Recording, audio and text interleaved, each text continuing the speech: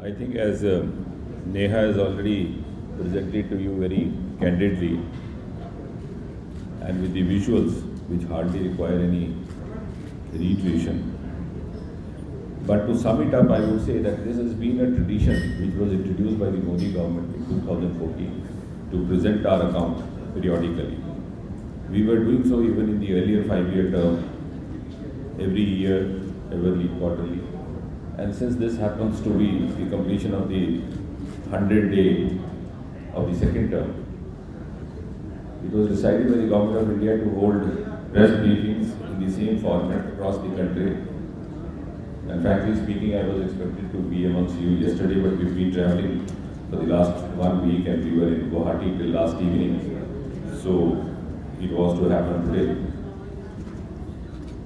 To sum up from what he presented, I think the greatest achievement of the 100 days is the abrogation of Article 370. And this is an achievement which I would put it in my own way, is an achievement in 100 days which would be recorded as an achievement of 100 years. You had governments came, governments went, but a temporary provision of the constitution lingered on and waited for Prime Minister Modi to take over the reins of the country before it could be done with. It required a tremendous amount of willpower, conviction, determination. And I think that itself is evident from the manner it is being carried forward.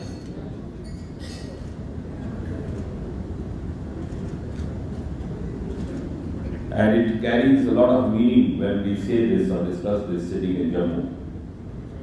Because I think more than anywhere else in the country, it is a citizen of Jammu and Kashmir and a person living here who would actually realize the value of the abrogation of Article 370. I said so in Guwahati yesterday as well.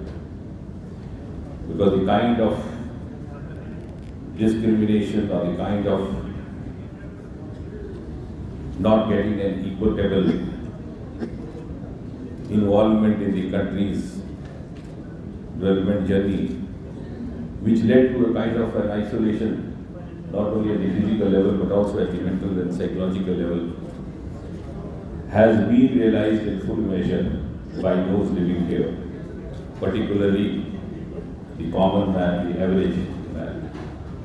And therefore I think the value of this and the appreciation of this would be recorded much more. 67 years ago, it was in the same region, incidentally, my own constituency, where Shyama Prasad Mukherjee got arrested on the 11th of May 1953. And while he was being arrested, he told his secretary, the young follower, Atal Bihari Vajpayee, go and tell the world that Shyama Prasad Mukherjee has entered Jammu and Kashmir without lawyer, even though as a prisoner. And I said so in the House of Parliament, on the floor of Parliament, that if Mukherjee was alive today, he would have said, go and tell the world, Modi and Amit Shah had abrogated Article 370. So in a way, it is a redemption of the pledge that we made to Shyama Prasad Mukherjee, and 3 generations led this struggle forward and sacrificed themselves at the altar of this struggle.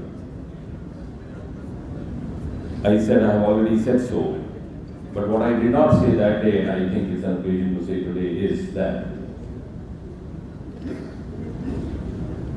with Jammu and Kashmir and Ladakh becoming an absolutely integrated territory of Jammu of India,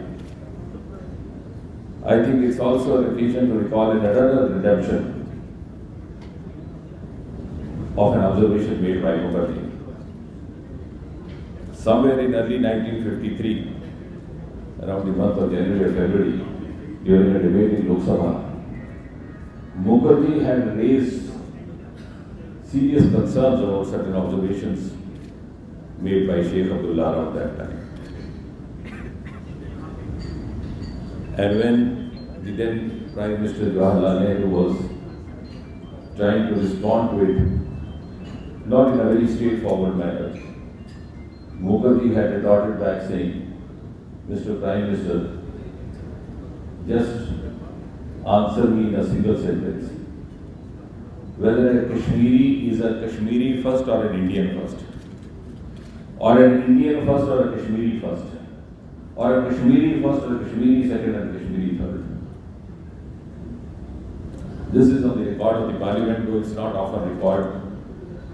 But I think today that moment has come that we can rededicate ourselves, that each one of us, each one of the 130 crore Indians is an Indian first, and then anything else. After the Burhan Wani episode in Parliament, during a debate, it was said that history would judge whether on the subject of Kashmir, because I never call it the issue, it was Mukherjee who was right or Nehru who was right. And I think that moment of judgment has arrived. The world view has come round to India's approach. Some of those countries, some of those nations of the world which were hitherto reluctant to accept India's viewpoint are now come around to India's viewpoint. And I have the courage to say so because I've been saying so all over the country. I was in Kerala just 4 days back, that the common man in the streets of Kashmir is rejoicing. And he would realize the rejoicing even more when the benefits start arriving. It's only a handful of those who were the beneficiaries of this mayhem which carried on for years together and which benefited generation after generation. And therefore, I think the biggest achievement of the 100 days is something which is going to be recorded for 100 years. We can discuss this later if you so desire, but I have to touch upon some of the other salient features made by Neha.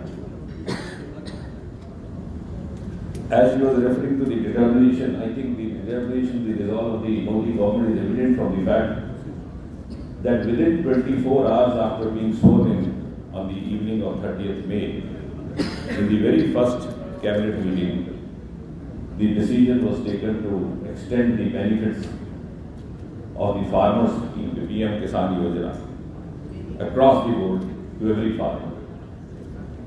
I don't know how seriously it has been recorded because the media also has the habit of only indulging in breaking news.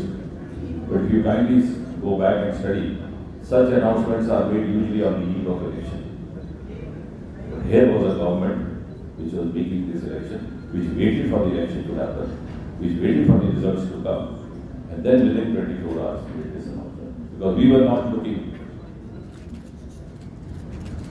to dole out promises or freebies on the eve of election, as had been the practice by the earlier governments and the earlier political parties.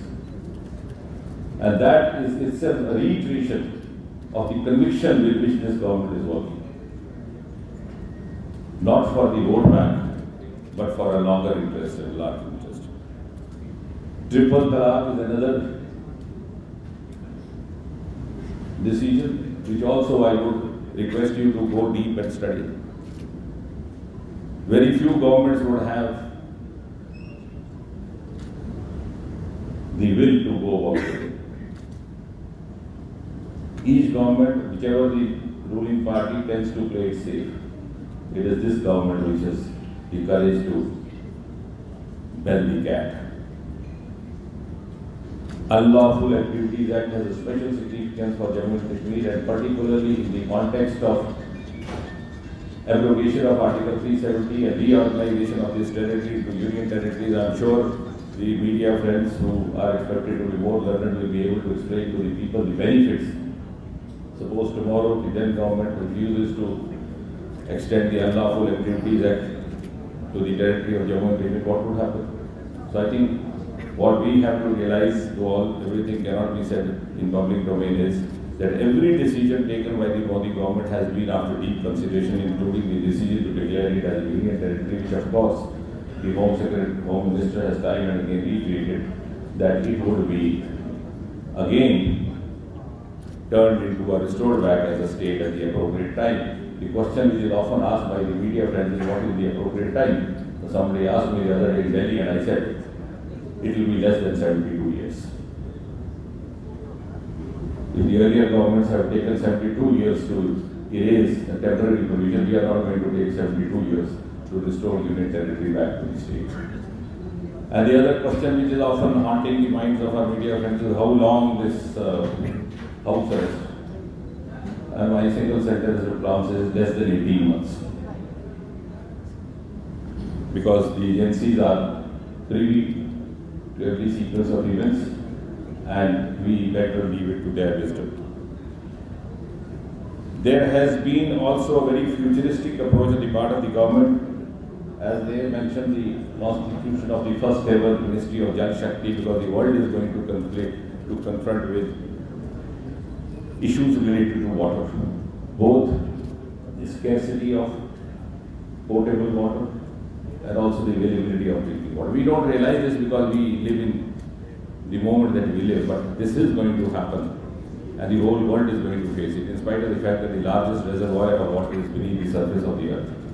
And it was the vision of Prime Minister Modi that he thought it befitting to start work on this before other nations could actually embark on this. Chandrayaan, she has mentioned incidentally, I happen to be associated with the Department of Space, and I think the Chandrayaan mission has in a way heralded India's ascent to top. India's ascent to top and to a position of supremacy in the community of world nations is imminent in the next few years. And this process has begun through the medium of space, and I personally feel gratified that I happen to be associated with the department at this time. She referred to the redundant laws being repealed. Incidentally, that is also one of the departments that is associated with the Department of Personnel and Training. I hope you would appreciate every government or every ruler takes pride in recalling that I have done this. Here is a government which has the confidence of taking pride that we did away with 1,500 governments, which had become obsolete with the passage of time. Many of them have been done in the last 100 years, 100 days. But we began this process soon after 2014. Within 3 months of the government having taken over, we did away with a rule of getting the certificates attested by the gazetted officer. That was a dubious legacy of the British Empire. The media persons had then raised certain queries, and generally so, what if somebody fudges his certificate through this provision of self-certification? And I had said at that time that if he does so, the responsibility would lie with his parents, his educationists. Then he is not who has failed, we have failed in educating him.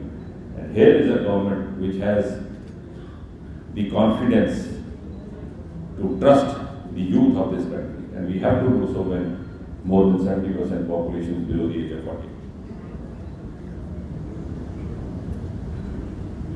There are a number of other provisions, other new initiatives taken for the elder citizens as well, like pension allowance, like digital life certificate, number of other provisions for the armed forces. Particularly, I think this is the government which has given a high priority, though we began with OROP, but even in the last 100 days, provision has been made for a pension even from the surviving families of the Second World War. Under the leadership of Prime Minister Modi, we have stretched it as far as possible so that we could ensure maximum benefit to the armed forces and their kith and kin.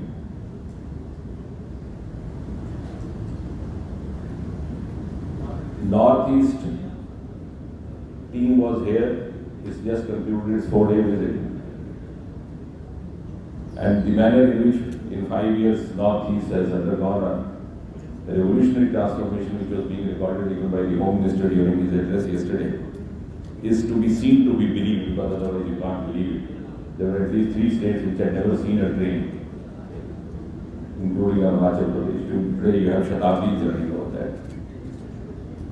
And one of the main objectives of sending this team over here is that there are a number of success stories in the last 5 years of Northeast which can be replicated in Jammu and Kashmir. And why I am mentioning this during the briefing of 100 days is that one of the major decisions, because we have been successfully taking one or the other initiative as far as Northeast is concerned every fortnight.